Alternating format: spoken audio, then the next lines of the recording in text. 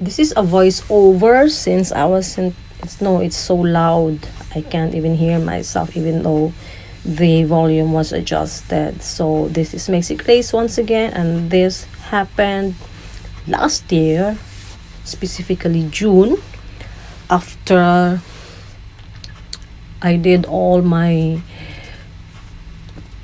procedures in the consulate and I went to the office to do some more final works.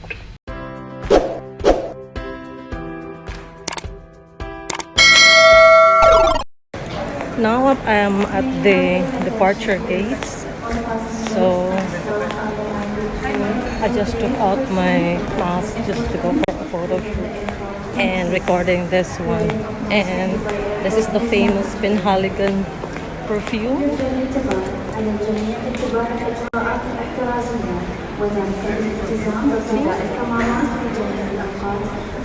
Very expensive. I will have to take Joanna photo of this one. On the way now to departure 21, gate D21, and it's a duty free. Finally, this is a very, what is that one, memorable event for me. This is the first time that I'm going home, coming from Oman, and then after how many years working in Dubai. And then it was a gruesome experience for me, from buying the tickets to securing the ticket money, then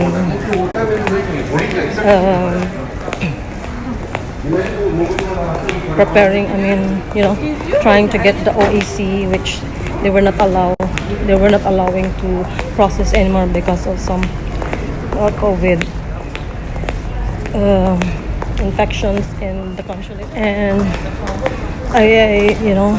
because I was not able to get an appointment to follow to secure an OEC, so there was a rule that you have to go there one day before your flight.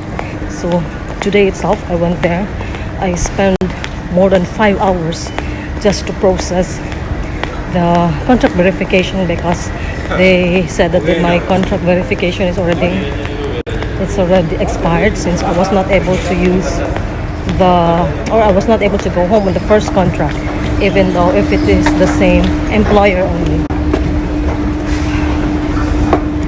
So imagine that one. So they let me pay again for the verification, for the membership fee, and then how many queue that I went through in the Polo. It's like 7 queues that they have to under, and I got lost. I'm supposed to go for D21 and I already went to D22 too. Oh, there you go. To the more than how many gates are there under the 32nd.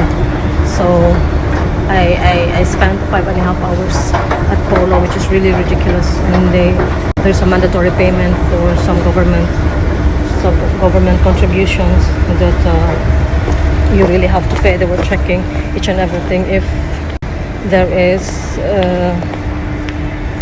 if you are registered or you are a member of government institutions.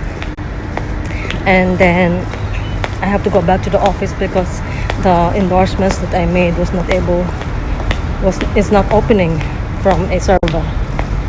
So imagine that one. And then I have to finish everything, and then from the time that I didn't even eat. So I went to the office and then took some printouts that I might need for here. And although I was not able to print my vaccination certificate, but it was on in my phone, so it's okay.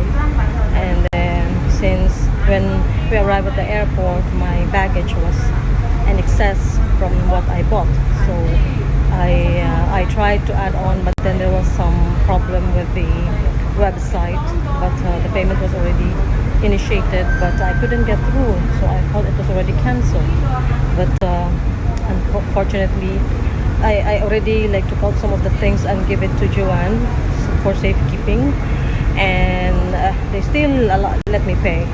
Imagine that one. They still let me pay, and then the lady in the counter was saying, you have 32 bags available.